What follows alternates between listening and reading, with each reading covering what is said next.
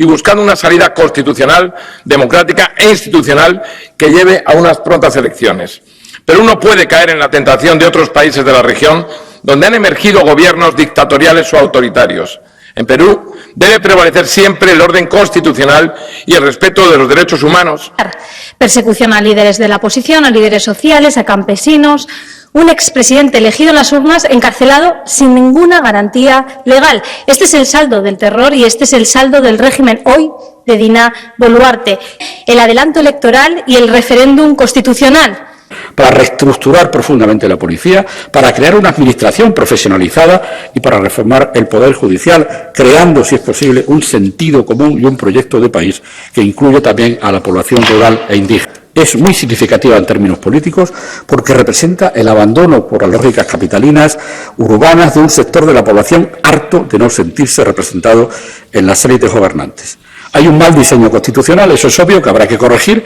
Pidiendo elecciones a un gobierno ilegítimo, sin apoyo popular y atrincherado en el poder a base de violencia y represión. Represión y brutalidad a la exigencia de dimisión de la presidenta usurpadora Dina Boluarte, que es la única forma de que se convoquen elecciones. Y lleven ante la justicia a todos los responsables de abusos o violaciones de los derechos humanos. Así crecerá la legitimidad de las instituciones actualmente constituidas que albergan las conversaciones que deben conducir a unas futuras elecciones. En ese camino, la justicia social, la garantía de derechos básicos como la libertad de expresión y manifestación o la erradicación de cualquier discriminación, como la que sienten las comunidades indígenas, son parte de la receta.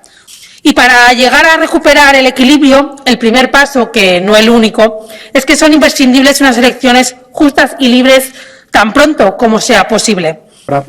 Idoia Villanueva Ruiz. Gracias, presidente. 70 personas asesinadas, 1.300 heridas por represión policial, 1.800 encausadas y más de 600 detenidas por protestar. Persecución a líderes de la oposición, a líderes sociales, a campesinos. Un expresidente elegido en las urnas encarcelado sin ninguna garantía legal. Este es el saldo del terror y este es el saldo del régimen hoy de Dina Boluarte. Y lo decimos alto y claro, ningún gobierno que se sostiene sobre la base de la violencia puede decirse democrático. Hoy, desde el Parlamento Europeo, enviamos nuestra solidaridad al pueblo peruano, que pide el adelanto electoral y el referéndum constitucional. España ha suspendido el suministro de armas a Perú, algo que debe extenderse al resto de Europa para frenar la intolerable represión. ¿Quieren profundizar las relaciones con América Latina? Empiecen por escuchar el clamor popular y defender los derechos fundamentales de sus ciudadanos. Europa debe exigir el fin de la violencia contra el pueblo peruano y apoyar sus anhelos de democracia. Muchas gracias. Gracias, colega. Tiene la palabra Manu Pineda. Adelante. Gracias, presidente.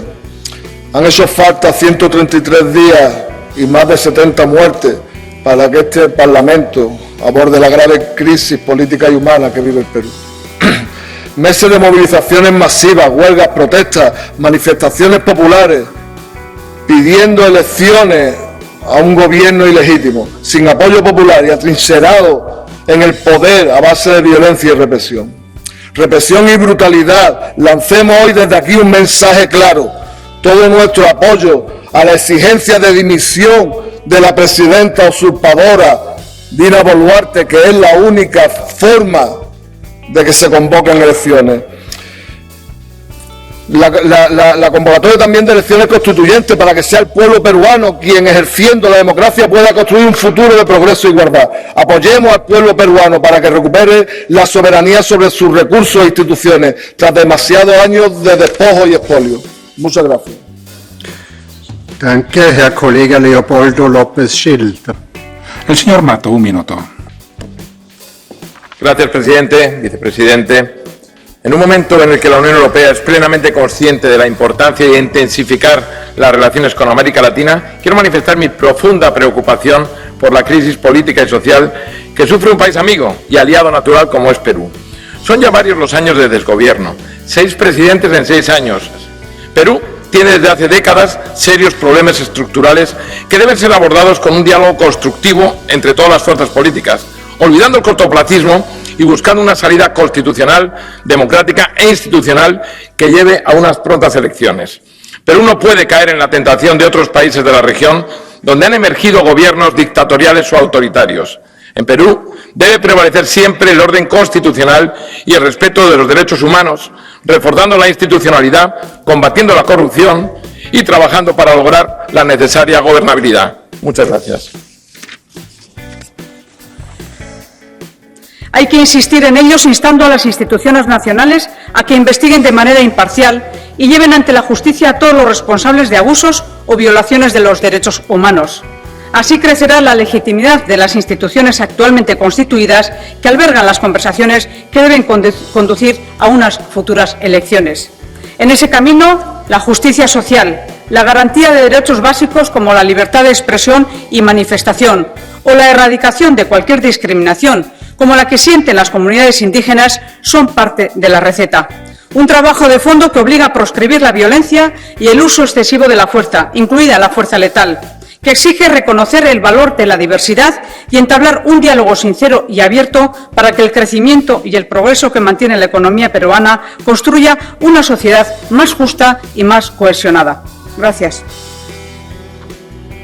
Thank you. Gracias. El señor Sánchez Amor, un minuto también. Hay otros aspectos que quiero tratar. Los ciudadanos que protestan no son menos ciudadanos o tienen menos derechos por venir del mundo rural, por venir de zonas con población mayoritaria indígena o por venir de zonas más pobres. Cuidado con ese posible maniqueísmo simplificador. Esa ira es muy significativa en términos políticos porque representa el abandono por las lógicas capitalinas urbanas de un sector de la población harto de no sentirse representado en las élites gobernantes. Hay un mal diseño constitucional, eso es obvio, que han conducido a una inestabilidad gubernamental permanente que ahora se convierte sencillamente en ingobernabilidad para el país. Crear consensos, señor Borrell, y apoyos prácticos desde aquí para reestructurar profundamente la policía, para crear una administración profesionalizada y para reformar el Poder Judicial, creando, si es posible, un sentido común y un proyecto de país que incluya también a la población rural e indígena. La señora Oms-Ginel, un minuto. Muchas gracias, presidente, alto representante. Es evidente que nos preocupa mucho la situación en la que se encuentra Perú y, como bien ha dicho el señor Borrell, es una situación importante y grave. Deseamos que vuelva la estabilidad y la paz social para que el país pueda seguir avanzando en su desarrollo y en la lucha contra la pobreza y las desigualdades. Y a su vez también es importante que las instituciones respeten los derechos humanos, el derecho a manifestación pacífica y el importante papel de la sociedad civil peruana y de las organizaciones indígenas. Y para llegar a recuperar el equilibrio, el primer paso, que no el único, es que son imprescindibles unas elecciones justas y libres tan pronto como sea posible. Es así como recuperarán la legitimidad que necesitan las instituciones peruanas. Desde Europa continuaremos apoyando al Perú para resolver esta situación y que el país pueda seguir avanzando.